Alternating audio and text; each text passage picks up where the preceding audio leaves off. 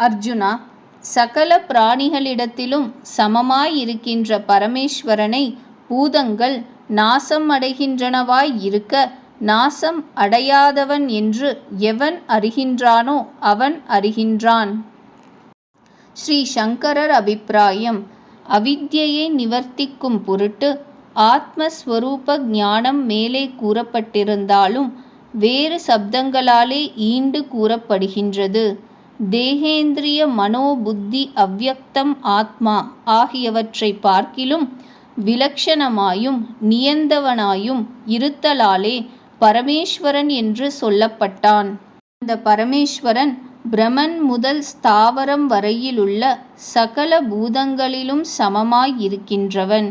காணப்பட்ட சகல வஸ்துக்களும் அந்த வஸ்துக்களெல்லாம் எதனுடைய விகாரங்களோ அந்த மூலமாக நாசம் அடையப்பட்டவைகளே.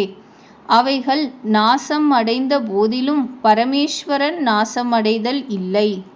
இதனாலே அந்த காணப்பட்ட வஸ்துக்களுக்கும் அவற்றின் மூலத்திற்கும் பரமேஸ்வரன் விலக்ஷணன் என்று கூறியது போல் ஆயிற்று. இவ்வாறான பரமேஸ்வரனும் தானும் ஒன்றே எனவும் ஆத்மா அநேகம் அன்று எனவும் ஜீவேஸ்வரர்களை அபேதமாக எவன் அறிகின்றானோ அவனே விஸ்தாரமாய் அறிகின்றவன்.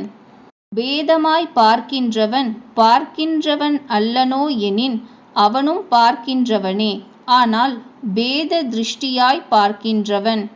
ஆனால் பரமேஸ்வரனை சகலத்திலும் சமமாய் பார்க்கின்றவன் அல்லன்.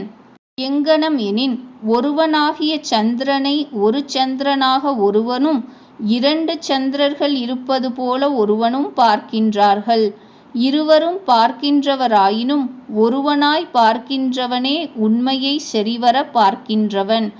மற்றொருவனோ அவனது கண்ணிலுள்ள தோஷத்தாலே ஒருவனையே இருவராக பார்க்கின்றவன்.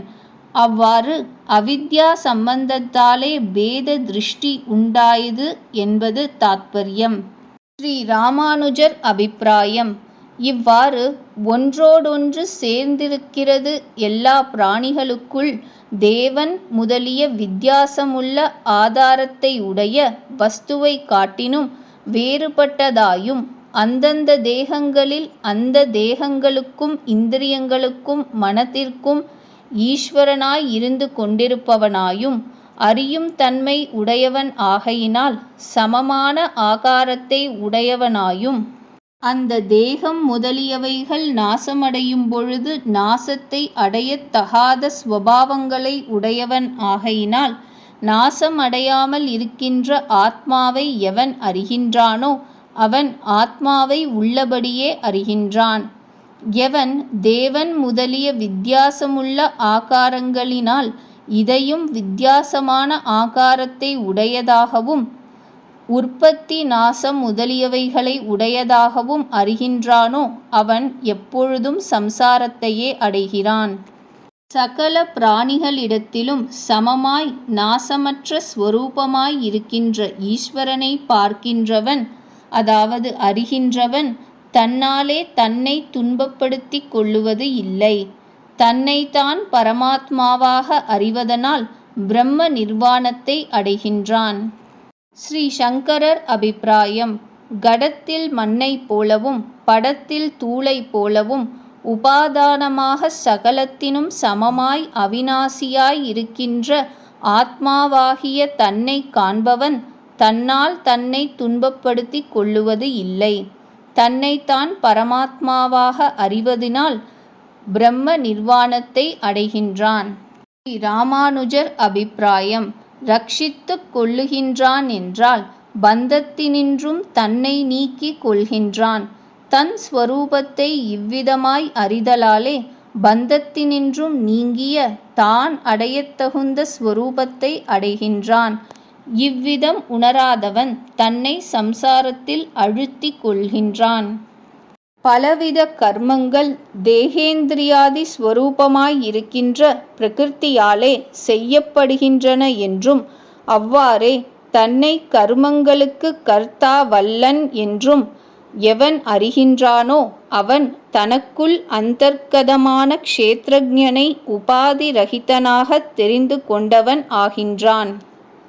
ஸ்ரீ சங்கரர் அபிப்பிராயம்: இருளில் கள்வன் போல் தோன்றிய ஒரு கட்டையை விசாரித்து இது கள்வன் அல்ல கட்டையே எனத் தெளிந்தவன் அது தொடங்கி இருட்காலத்தும் அக்கட்டையை கட்டை எனக் கூறுவதன்றி கள்வன் எனக் கூறுவது இல்லை.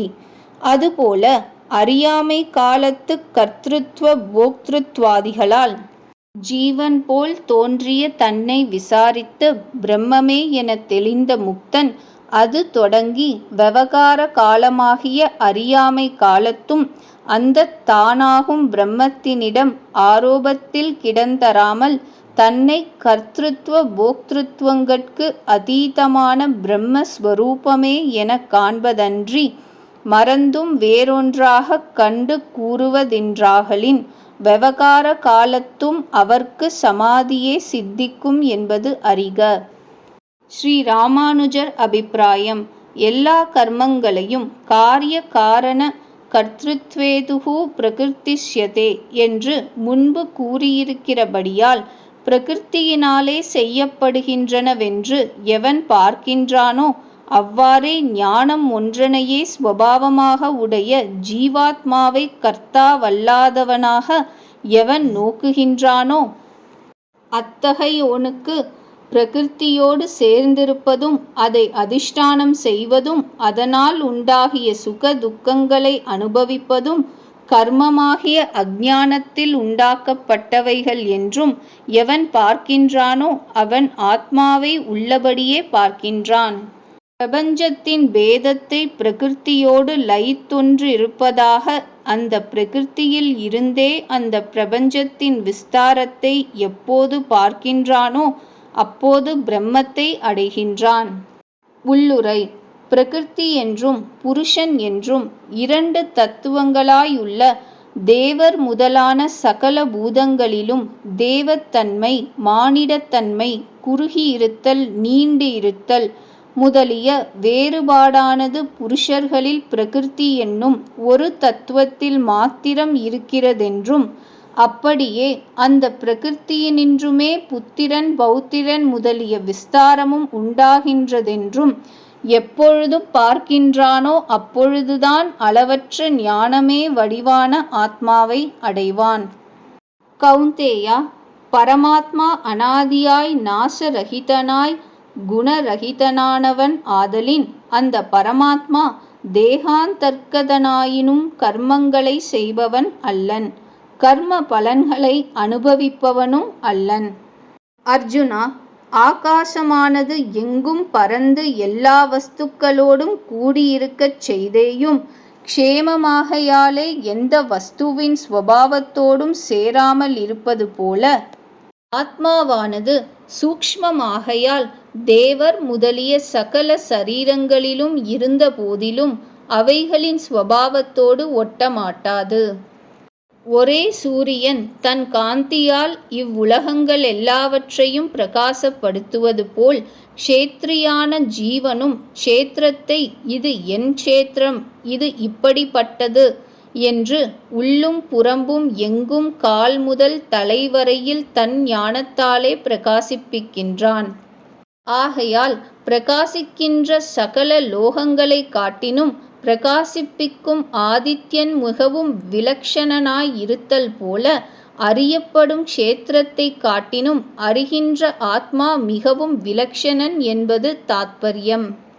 அர்ஜுனா, மேற்கூறியபடி க்ஷேத்திரம் க்ஷேத்ரஜ்ஞர்களின் பேதத்தையும் க்ஷேத்ரஜ்ஞன் பிரகிருத்தியினின்றும் விடுபடுகையையும் விவேகம் என்றும் கண்ணினால் எவர்கள் அறிவார்களோ அவர்கள் கட்டினின்றும் விடுபட்டு ஆத்மஸ்வரூபத்தை அடைவார்கள் என்றால் க்ஷேத்திரத்தையும் க்ஷேத்ரஜ்ஞனையும் பகுத்தறியும் ஞானத்தால் அவைகளை பகுத்தறிந்து தேவ மனுஷ்யாதி ரூபமாய் விகாரப்பட்டிருக்கும் பிரகிருத்தியினின்றும் விடுபடும் உபாயமான அமானித்வாதிகளையும் அறிந்து நடப்பவர்களாய் கட்டினின்று விடுபட்டவர்களாய் தானான தன்மையிலிருந்து ஞானமே வடிவாயிருக்கும் ஆத்மாவை அடைவார்கள். 13வது அத்தியாயம் முற்று பெற்றது.